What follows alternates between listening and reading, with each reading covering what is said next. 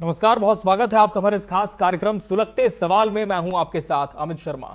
सुलगते सवाल एक ऐसा मंच है जहां हम जन सरोकार की बात करते हैं, उन मुद्दों को उठाते हैं जो सीधे तौर पर आपसे जुड़े हैं, आपको प्रभावित करते हैं, उन समस्याओं की बात करते हैं जिन पर ध्यान देना जरूरी है। और इसी कड़ी में आज हम बात करने जा रहे हैं इस कार्यक्रम में दंतेवाड़ा पर, जहां की सड़कों पर रोज दौड़ रही है बिना परमिट की बाहरी ओवरलोड गाड़ियां।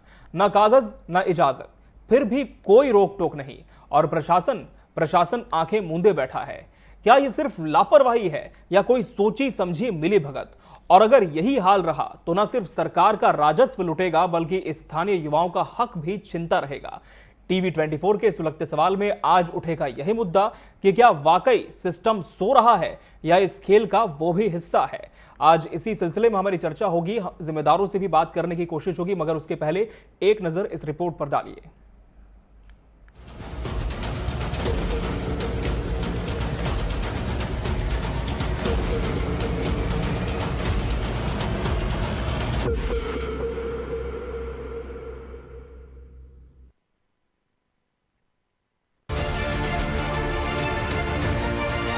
दंतेवाड़ा के किरंदुल स्थित एएमएनएस कंपनी की ओर से उत्पन्न टेलिंग्स का बड़े पैमाने पर परिवहन किया जा रहा है, वो भी बिना परमिट और अवैध दस्तावेजों वाली हाईवा गाड़ियों से।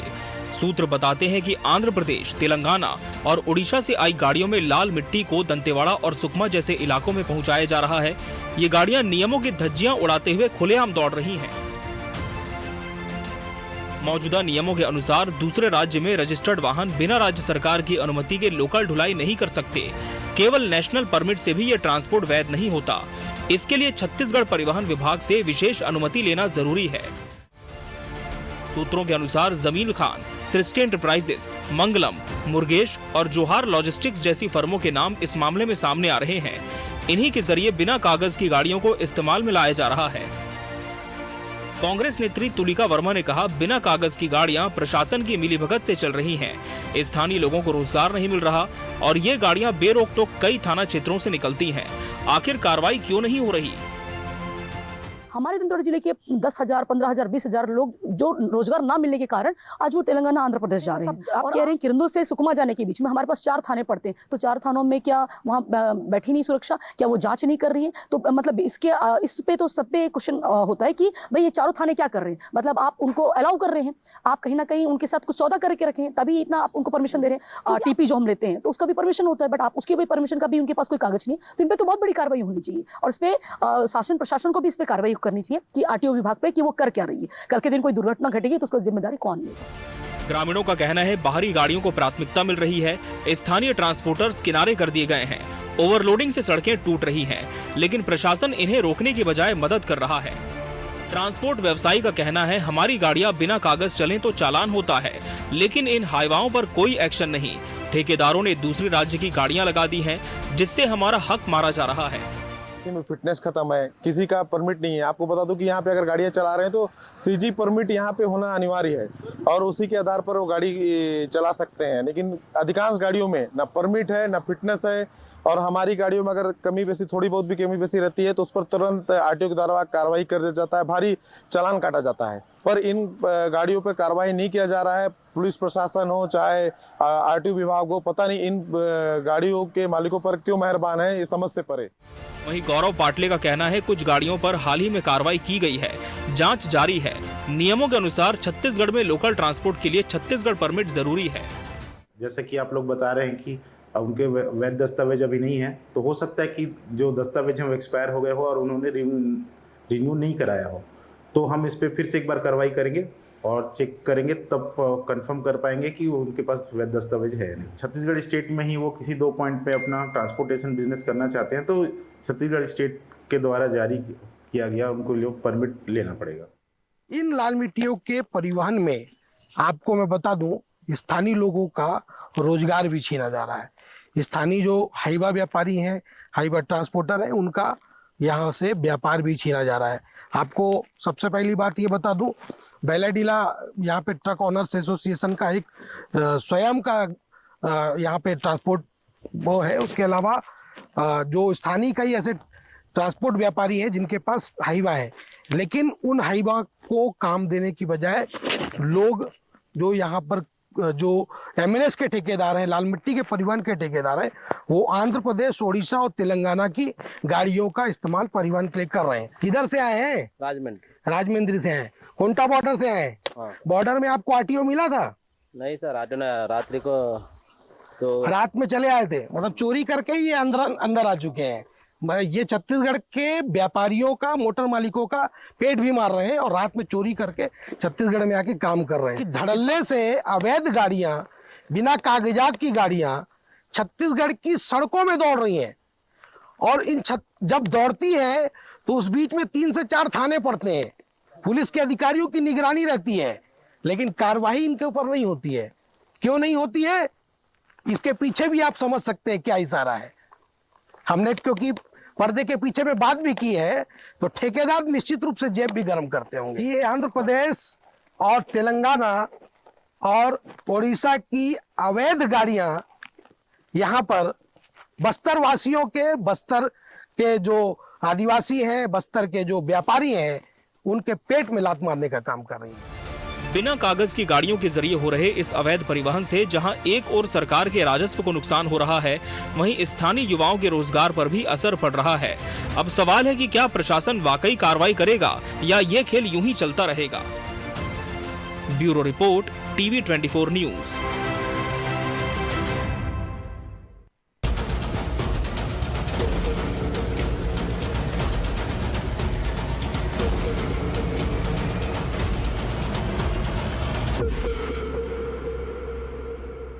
तो अवैध रफ्तार है, प्रशासन लाचार है, यही आज का सुलगता सवाल है कि आखिर ये अव्यवस्था क्यों है। लगातार छत्तीसगढ़ से बाहर की जो गाड़ियां हैं वो बिना परमिट के राज्य के भीतर प्रवेश करती हैं, नाके पड़ते हैं, पुलिस चौकियां पड़ती है, लेकिन कोई भी उन्हें रोकने की जहमत नहीं उठाता, ना ही चेकिंग होती है।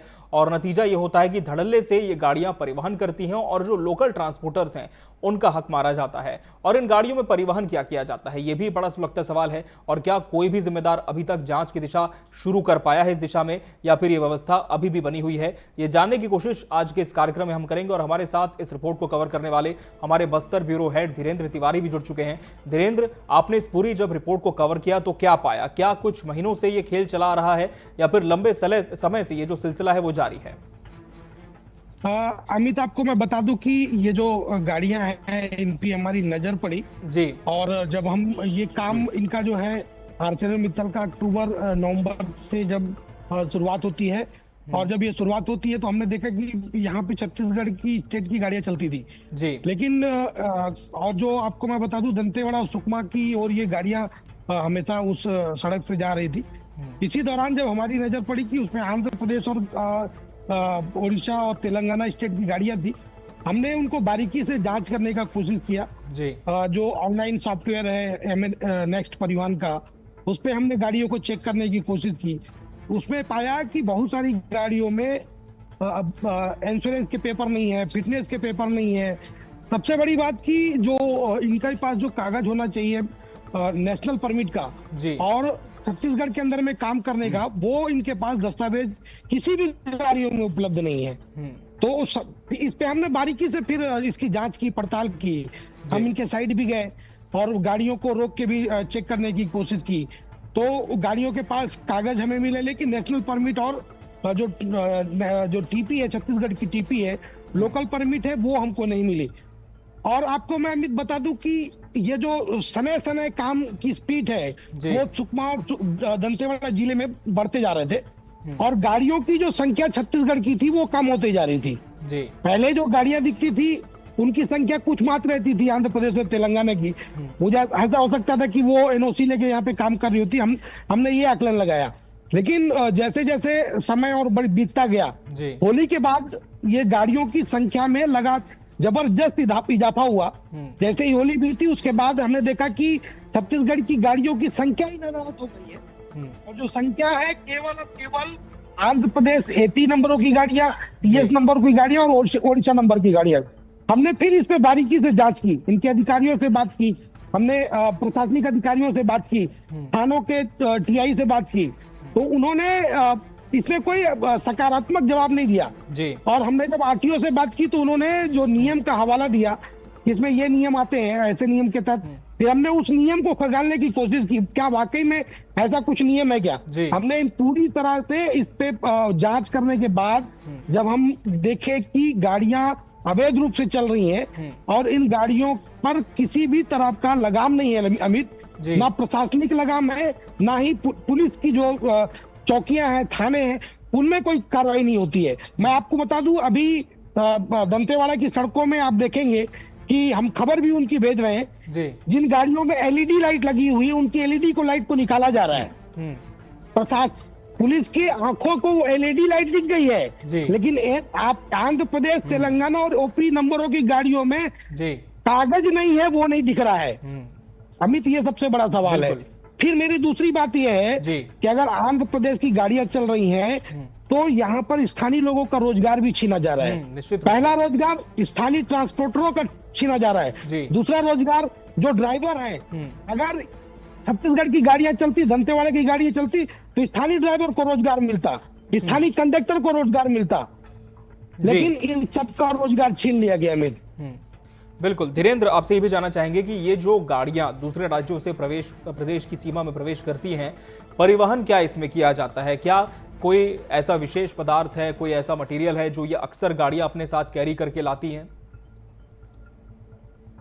अमित, सबसे पहला मैं आपको बता दूं कि बैलाडीला की जो पहाड़ है, वहां से आर्सेलर मित्तल को जो है पाइप के माध्यम से लोहे का चूर्ण मिलता है और उस लोहे की गिट्टियां मिलती, गिट्टियों से विशेष जो मिट्टी निकलती है, उस मिट्टी को एमिरेट्स के जो वहां पे तालाब है वहां पे जमा होता है, उसको वहां से निकालने कुछ गाड़ियां जो है उस तालाब से लाल मिट्टी जो वेस्ट मटेरियल है उनको एक साइड है वहां पे उनको डंप करती हैं।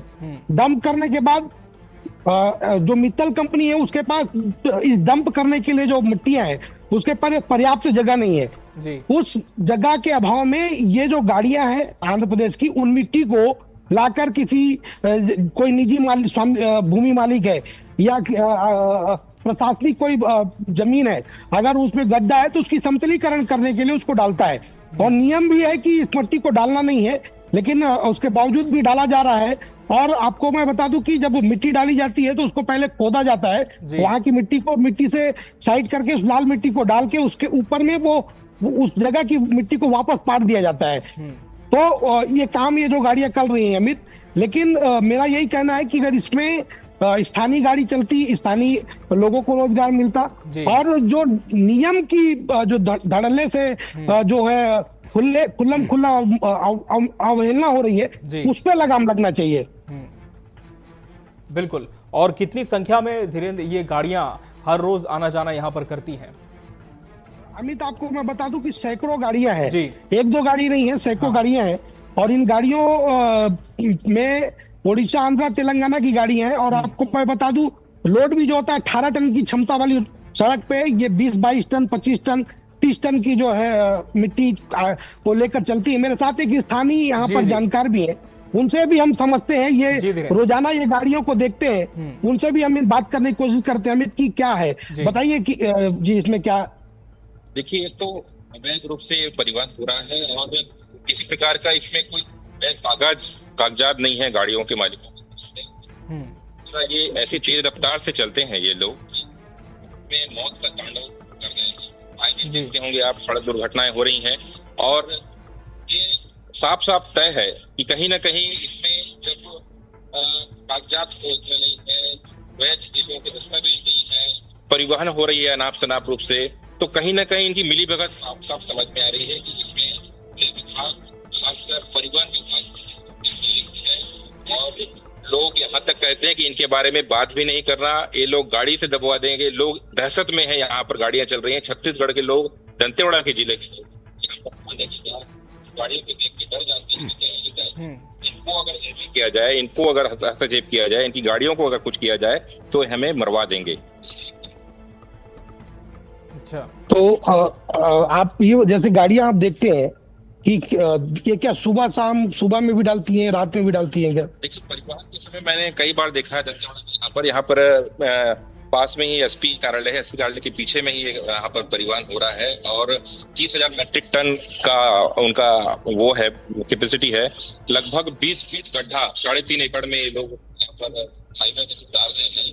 जब हम लोगों ने यहाँ पर जाने की कोशिश की कि ये क्या हो रहा है, तो बड़े ही मतलब दबंगई स्टाइल में बात करते हैं कि हमें परमिशन है और आप क्या कर लोगे, हमारे पास सब कागज है। कागज दिखाओ बोले से बोलते हैं कि जाओ प्रशासन से मांगो, जाओ आबकारी विभाग में मांगो, जाओ खनिज विभाग में मांगो, ये सब चीज बात कर रहे हैं और लोगों में कहीं कहीं दहशत का माहौल से लगा मच जाए, ये बाहुबली लोग हैं। तो हम समझ सकते हैं कि स्थानीय लोगों में इन हाइवा को लेके कितना रोष है, क्योंकि इन हाइवा से कहीं ना कहीं इन लोगों को अपनी मौत का भी जो है नजर आती है कि कहीं अगर ये गाड़ियों के सामने आएंगे तो उस गाड़ियों के जो ड्राइवर है वो इनको चपेट में लेके मार भी सकते हैं। जी अमित, बिल्कुल, तो कहीं ना कहीं अपराध भी यहाँ पर हो सकता है, ऐसी भी आशंका लोग जता रहे हैं। धीरेन्द्र, एक बड़ा सवाल यहाँ पर यह भी है कि जो लोकल ट्रांसपोर्टर्स हैं वो तो काफी परेशान है इन अवैध परिवहन करने वाली गाड़ियों से, तो क्या अपने स्तर पर इन्होंने जो स्थानीय प्रशासन है, पुलिस है, उन तक शिकायत पहुंचाई है, कोई पत्राचार किया है इस संबंध में? आपको अमित मैं बता दूं कि ये प्रक्रिया जो है वो टेंडर की प्रक्रिया होती है, जो ये मिट्टी को डालने का काम होता है, अर्चना मित्तल के द्वारा इस पे टेंडर निकाला जाता है और उस टेंडर में कहीं भी ऐसा जो कॉलम नहीं होता है कि स्थानीय लोगों को काम देना है या रोजगार देना है, और इनको केवल गाड़ियों से ही मतलब है, गाड़ियां कहीं की भी हो और उनके कागज वैध होने चाहिए। हमने इस पर जो है अर्चना मित्तल के अधिकारियों से भी बात की थी, तो उन्होंने कहा था कि वैध दस्तावेज होने चाहिए, गाड़ियां कहीं की भी हो, हमारे काम से मतलब है काम होना चाहिए। हमें सबसे बड़ा बात यह है कि जो यहाँ पे कंपनियां बैला डीलर में काम कर रही हैं, उनको केवल अपने काम से मतलब है, लोगों के रोजगार, लोगों की रोजी रोटी से कोई उनका सरोकार नहीं है। तो इस विषय पर जब हम स्थानीय लोगों से बात करते हैं तो वो केवल अपनी जो दर्द है उसको बता सकते हैं। जी धीरेन्द्र, आपको रोकना चाहेंगे, इस समय हमारे साथ एक लोकल ट्रांसपोर्टर जुड़ चुके हैं, विजयंत गौतम। विजयंत जी, लगातार बताया जा रहा है कि दंतेवाड़ा के किरंदुल स्थित जो एमएनएस कंपनी है उसकी ओर से उत्पन्न टेलिंग्स का बड़े पैमाने पर परिवहन है, वो भी बिना परमिट और अवैध दस्तावेजों वाली हाइवा गाड़ियों से। क्या मानते हैं आप, क्या वाकई किसी की जिम्मेदारी बनती है और इस पर ध्यान नहीं दिया जा रहा?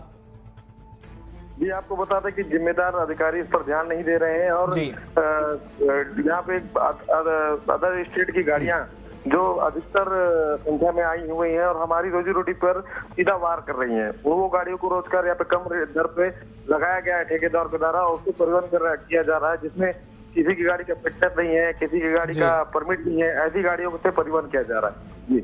जी विजयंत जी, क्या इस पूरी परेशानी को लेकर, समस्या को लेकर आप लोगों ने जो स्थानीय प्रशासन है उन्हें अवगत कराया है? जी, कई बार हमने अपना दर्द बयां किया है, मीडिया के माध्यम से भी किया है और स्थानीय अधिकारी को भी इस समस्या से अवगत कराया, पर किसी ने इस समस्या को गंभीरता से अभी तक का नहीं लिया है। क्या वजह आप मानते हैं? अब कहीं ना कहीं लगता है मुझे कि इसमें कोई बड़े नेता अधिकारी लोगों का संरक्षण प्राप्त है, जिस तरह से दबंगई से परिवहन कर रहा है, कहीं ना कहीं कोई बड़े लीडरों के संग मतलब नेता या अधिकारी का इसमें हाथ है। जी बहुत धन्यवाद आपका विजयन जी हमसे जुड़ने के लिए। और इस समय हमारे साथ कांग्रेस नेत्री तुलिका कर्मा जी भी जुड़ चुकी हैं। तुलिका जी, बताया जा रहा है कि लगातार यहाँ पर बिना परमिट और अवैध दस्तावेजों वाली हाइवा गाड़ियों से परिवहन किया जा रहा है। जो ट्रांसपोर्टर्स, उनका कहना है कि अपने स्तर पर उन्होंने प्रशासन को अवगत कराया है, लेकिन अभी तक कोई भी हल इस दिशा में नहीं निकला है। किसकी जिम्मेदारी आप देखती है कि क्या खेल यहाँ पर चल रहा है? सबसे पहले मैं बताना चाहूंगी कि यहाँ के रोजगार के विषय में बात करें कि जब यहाँ ऑलरेडी लोगों के पास यहाँ पे बीटीओ चल रहा है, यहाँ पे ट्रकों की कमी नहीं है, उसके बावजूद आप यहाँ के रोजगार को मारते हुए बाहर से आप दूसरे राज्यों से गाड़ियों को मंगवाना, कहीं ना कहीं अवैध रूप से कार्य चल रहा है। और कम से कम आपको बताना चाहूंगी कि किरंदुल से सुकमा में 4 पुलिस थाना पड़ते हैं, जिसके अंतर्गत इन लोगों की कोई आज तक जानकारी, मतलब इनकी कोई जांच नहीं होती है। बाहर की गाड़ियां चल रही है, कल के दिन कोई दुर्घटना घटती है तो उसकी जिम्मेदारी कौन लेता है? और साथ में मैं आरटीओ को भी इसमें लेना चाहूंगी कि आरटीओ अपना क्या कार्य कर रही है, किसी कोई जानकारी नहीं है कि कोई मतलब कि इनके पास टीटी नहीं है जो 1 महीने का परमिशन मिलता है। कोई भी दूसरे राज्य की गाड़ियों को आप जब परमिट देते हैं तो 1 मंथ का मिलता है परमिशन, बट वो भी उनके पास नहीं है। तो इसमें कहीं ना कहीं लापरवाही मैं समझूंगी कि आरटीओ विभाग का है, शासन प्रशासन का है। जी तुलिका जी, लेकिन कार्रवाई क्यों नहीं हो रही है? क्योंकि लगातार ये जो पूरा मामला है सबके संज्ञान में, प्रशासनिक अधिकारियों तक बात पहुंची है, लेकिन फिर भी कोई एक्शन अभी तक नहीं लिया गया। क्या आप देखती हैं इसके पीछे? सर इसमें मैं कहना चाहूंगी कि आप अच्छे से जानते हैं कि जब से ट्रिपल इंजन की सरकार चल रही है पूरे प्रदेश में हाहाकार मचा हुआ है। और हर स्थिति की बात कहें तो चाहे यहाँ पे अभी आप देख लें कि अभी कल की बात है, हम लोगों ने बिजली को लेकर के हम ज्ञापन सौंप रहे हैं, मतलब 100 गाँव में बिजली नहीं उपस्थित है, मतलब है ही नहीं 30 दिन से, मतलब 3 दिन से गोल है, लाइट गोल है। तो आप समझिए कि प्रदेश क्या कार्य कर रही है, शासन प्रशासन क्या काम कर रही है, आप समझ सकते हैं कहीं ना कहीं इनके बड़े नेताओं का इसमें हाथ है, तभी ये बाहर की अवैध गाड़ियां यहाँ पे आ रही हैं। जी, क्या कांग्रेस इस पूरे विषय को लेकर कोई बड़ा आंदोलन कर सकती है जो स्थानीय है उनके हित में? जी, अभी हम लोग वैसे भी हमारे प्रदेश अध्यक्ष आदरणीय दीपक बैज जी के नेतृत्व में दंतेवाड़ा जिले से रिलेटेड बहुत सारी ऐसे बड़े मुद्दे हैं जिनको लेकर के हम लोग पदयात्रा भी कर रहे हैं, आने वाले समय में करने वाले हैं, और साथ ही कलेक्टर घेराव भी होने वाले हैं। जी, बहुत धन्यवाद तुलिका जी आपका हमसे जुड़ने के लिए। और इस हमारे साथ स्थानीय नागरिक मंगल कुंजाम जी भी जुड़ चुके हैं। मंगल जी, आपके पूरे क्षेत्र में ये जो अवैध परिवहन का खेल है ये धड़ल्ले से जारी है, कितनी परेशानी आप मानते हैं इस अवैध खेल से यहाँ के जो स्थानीय नागरिक है उन्हें होती है? देखिए, सबसे पहली बात तो ये है कि उद्योगपति जो है वो लगातार बस्तर संभाग में है ना कानूनों को धज्जियां उड़ाते हुए जिस तरह से यहाँ पे प्रदूषण कर रहे हैं जी, है ना, इस पर कहीं ना कहीं सरकार का भी अनदेखा है। और नियमता पूर्वक अगर कोई बाइक में चल रहा है जी, तो बकायदा थाने में खड़ा करके इंश्योरेंस है ना, आरसी बुक जी, है ना, ये सारा चीजों का चेकिंग की जाती है। लेकिन वहीं पे जिस तरह से अवैध रूप से जी, जो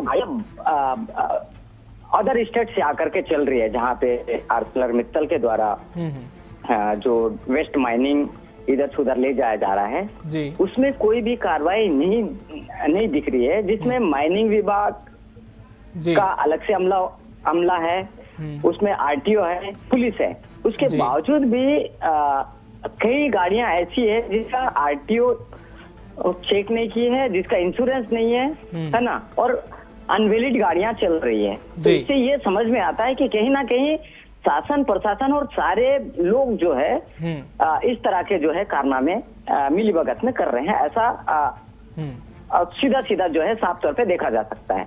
जी, बहुत धन्यवाद मंगल जी आपका हमसे जुड़ने के लिए। तो हमारे साथ लगातार लोग जुड़ रहे हैं जिनका साफ तौर पर कहना है कि कोई बड़ा खेल यहाँ पर पर्दे के पीछे हो रहा है। हमारे बस्तर ब्यूरो हेड धीरेन्द्र तिवारी हमारे साथ लगातार बने हुए हैं। धीरेन्द्र, हमने कांग्रेस नेत्री से बात की, ट्रांसपोर्टर से बात की और स्थानीयों से भी बात की, सबका एक स्वर में यही कहना है कि बिना संरक्षण के ये खेल हो ही नहीं सकता। तो क्या माना जाए कि यहाँ पर सिर्फ एक कमाई का जरिया जो प्रशासनिक अधिकारी हैं जो तैनात हैं उन्होंने इस खेल को बना लिया है और अब ये खेल रुकने वाला नहीं है? देखिए, इसी विषय को लेके आज हम ये कार्यक्रम कर रहे हैं। अगर कमाई का अगर ये अड्डा बन गया है या ये धंधा बन गया है तो हमारी जो जिम्मेदारी है अमित कि हम इस जो धंधे को, इस व्यापार को नाकाम करने की कोशिश करें, क्योंकि मीडिया का काम ही होता है कि अवैध धंधा अगर चल रहा है तो उसको नेस्ता नाबूद किया जाए। और निश्चित रूप से जैसे कांग्रेस नेत्री को मैं सुन रहा था कि बड़े अधिकारियों की, बड़े नेताओं की मिली भगत है, उसके पहले ट्रांसपोर्टर की का भी यही कहना है और स्थानीय जो मंगल कुंजाम है उनका भी कहना है कि बिना मिली भगत के इतना बड़ा काम, इतनी अवैध गाड़ियां नहीं दौड़ सकती। तो निश्चित रूप से एक बड़ा इशारा भी है अमित कि इसमें कहीं ना कहीं बड़े लोग जो सत्ता पक्ष के लोग हैं और जो बड़े अधिकारी हैं उनकी मिली भगत जरूर होगी। जी बिल्कुल, लेकिन जो जनप्रतिनिधि है स्थानीय क्षेत्र पे, क्या उनसे इस विषय पर चर्चा हो पाई है? धीरेन्द्र, क्या कोई जवाब उनकी तरफ से मिला है? देखिए, सबसे पहला बात अमित की जनप्रतिनिधि में जैसे अभी हमने तुलिका कर्मा से बात की तो उन्होंने जब हमारे ऑफ द कैमरा में बात किया कि इसको लेके हम जन आंदोलन करेंगे।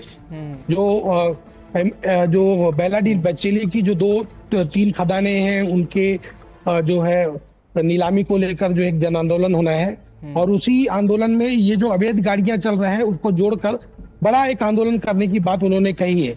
और जो जैसे ही उनके जो जहन में ये मामला आया तो उन्होंने बोला कि इस पर जो है हम बात करेंगे और ऊपर स्तर में अधिकारियों से, नेताओं से चर्चा करेंगे। और जब हम बीजेपी के कई जो नेता हैं उनसे हमने बात की तो सबसे पहला बात अमित की गाड़ियां चल रही हैं लेकिन लोगों को इतनी बारीकी से देखने नहीं आता है, नियमों का जो जानकारी कम होती है, इसलिए वो ज्यादा ध्यान नहीं दे पाते। जी। जब हम इस विषय पे कल जिला पंचायत अध्यक्ष नंदलाल मुरामी से फोन पे चर्चा किए, तो उन्होंने बताया कि बड़ा विषय है, आपके द्वारा ये जो मुद्दा उठाया गया है, और निश्चित रूप से इस पर जो है मैं बड़े संज्ञान लूंगा। अगर अवैध गाड़ियां हैं, उनके पर कागज नहीं है, तो उस पर कार्रवाई करने के लिए पत्र भी लिखूंगा, और नहीं अगर होगा तो उसको लेकर आंदोलन भी करूंगा। ये बात उन्होंने कही है। जी अमित, बिल्कुल आंदोलन करने की बात कही जा रही है। जो स्थानीय नागरिक हैं, ट्रांसपोर्टर्स हैं, वो भी एकजुट हैं, लेकिन फिलहाल देखना होगा कि इस पूरे खेल पर जो पर्दा है वो कब तक उठ पाता है और किसकी मिलीभगत इसमें सामने आती है। बहुत बहुत धन्यवाद धीरेन्द्र आपका हमसे जुड़ने के लिए। इस पूरी रिपोर्ट को आपने कवर किया और इस पूरे कार्यक्रम के दौरान आप हमारे साथ बने रहे। तो अवैध रफ्तार और प्रशासन लाचार, इस पर हमने आज चर्चा की और लगातार हमने कोशिश भी की यहाँ पर जवाब लेने की।